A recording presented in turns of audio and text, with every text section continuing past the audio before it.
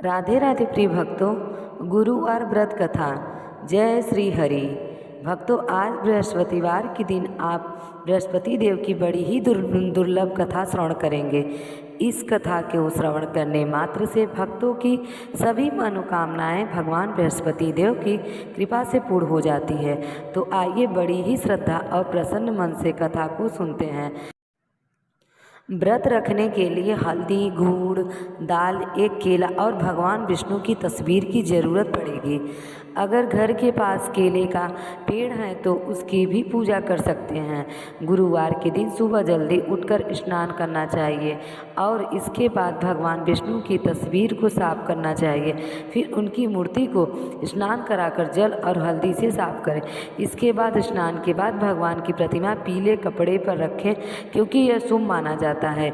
उन्हें पीले चावल अर्पित करें और मंत्रों और श्लोक का जाप करें और गुरुवार व्रत कथा का पाठ करें। पूजा करते समय घी का दीपक जलाएं। इस दिन पीले रंग की मिठाई बनाएं और भगवान बृहस्पति को उस मिठाई का भोग लगाएं। इस दिन आपको भी पीले रंग के कपड़े पहनने चाहिए और भगवान बृहस्पति की पूजा करने के बाद ही भोजन करना चाहिए।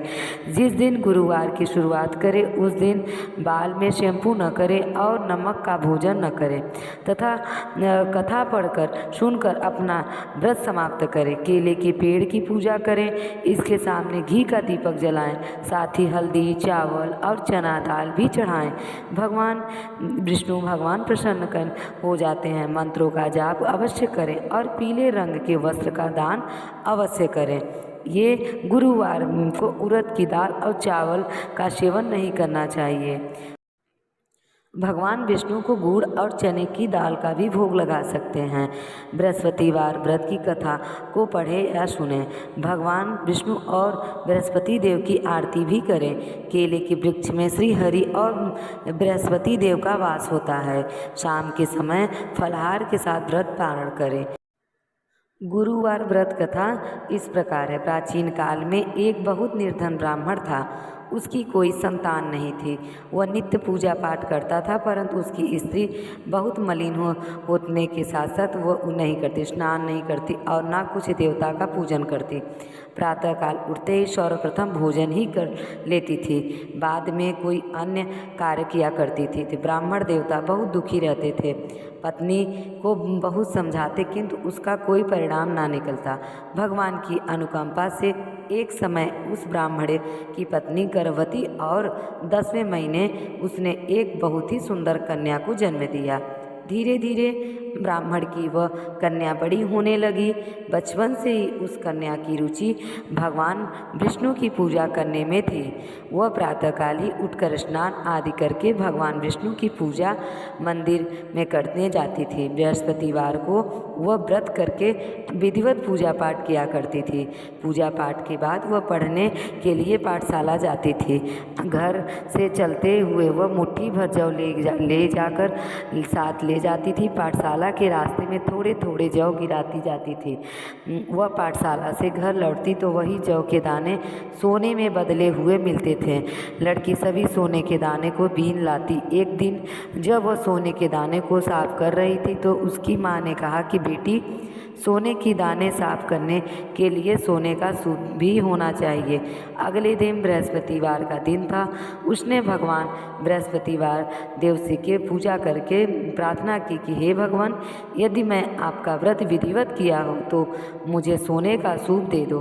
भगवान बृहस्पति देव ने उसकी मनोकामना पूरी की। पाठशाला से लौटते समय उसे रास्ते में सोने का सूप पड़ा हुआ मिला।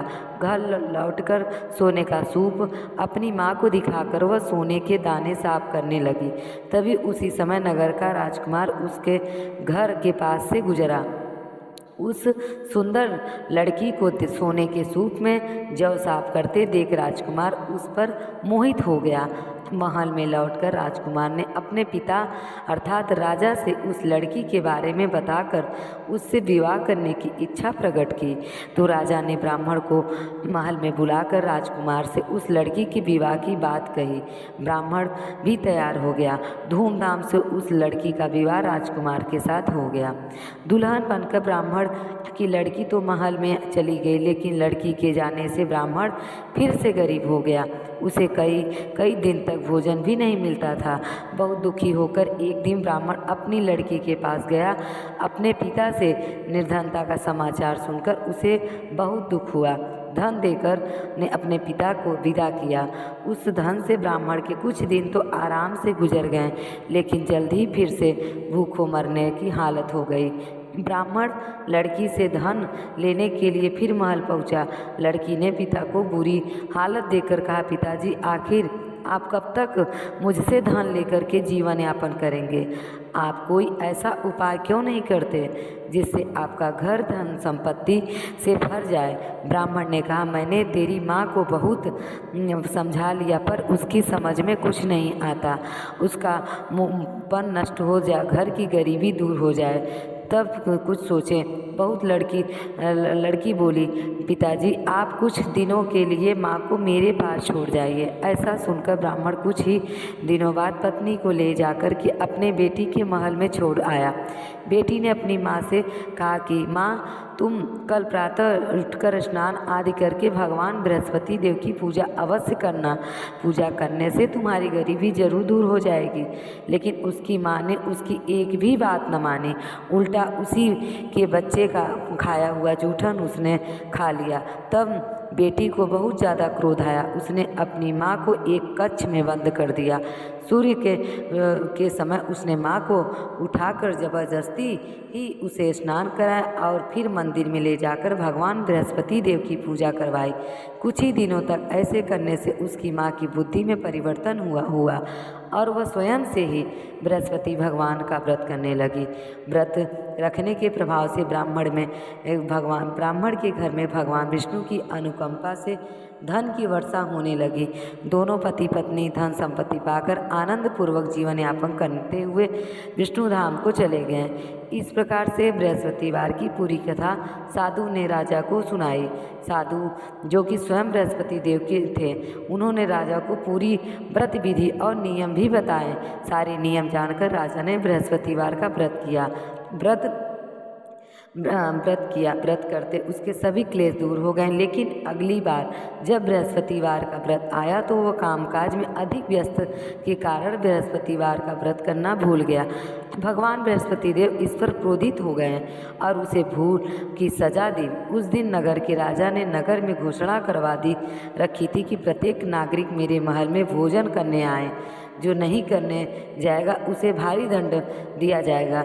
लकड़हारा बने राजा ने उस नगर के राजा की घोषणा को सुनी, लेकिन लकड़ी काट कर लाने उन्हें बेचने में देर हो जाने के कारण वह समय पर महल भोजन करने नहीं जा सका। राजा ने सैनिक लकड़हारे का पकड़कर महल ले गए और महल के कक्ष में बैठा करके भोजन कराया गया। उस कक्ष में एक खूंटी पर रानी का सोने का हार लटका हुआ था।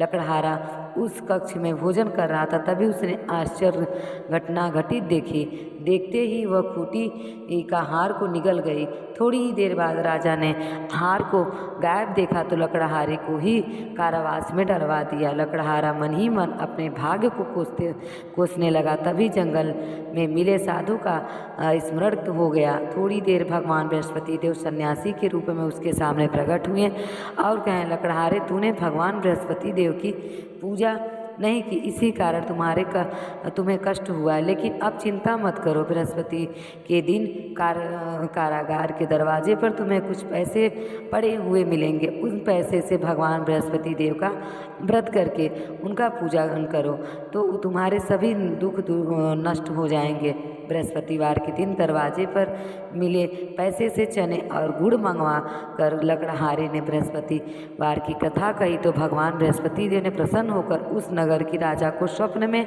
लकड़हारे को कारागार से मुक्त करने को कहा। सुबह राजा ने अपने कक्ष में आकर देखा तो खूंटी पर रानी का हार टंगा हुआ था। तो राजा ने लकड़हारे को मुक्त कर दिया और उसे बहुत सा धन आभूषण देकर विदा किया। लकड़हारा बना राजा उस नगर से में चलकर अपने नगर में पहुंचा। और एक धर्म कुआं बाग बगीचे देखकर प्रसन्न हुआ और उसने किसी से पूछा, यह धर्मशाला किसने बनवाई? सबने बताया कि यह सब रानी और उसकी दासी ने बनवाया। राजा महल में पहुंचा तो रानी उसका भव्य स्वागत किया। तब राजा ने निश्चय किया कि सप्ताह में एक बार तो सभी बृहस्पति देव का व्रत पूजा अवश्य करूँगा। राजा हर समय अपने दुपट्टे में चने की दाल और गुड़ बांधे रहता था। बृहस्पति देव की कथा कहता। इसी तरह राजा रानी आनंद से रहने लगे और हर गुरुवार का व्रत राजा रानी मिलकर करने लगे। तो इस प्रकार हुआ गुरुवार व्रत कथा। अगर आपको हमारी ये कथा अच्छी लगी हो तो प्लीज़ मेरे वीडियो को लाइक करें और शेयर करें और सब्सक्राइब करना ना भूलें। राधे राधे, जय श्री कृष्णा, हरि बोल।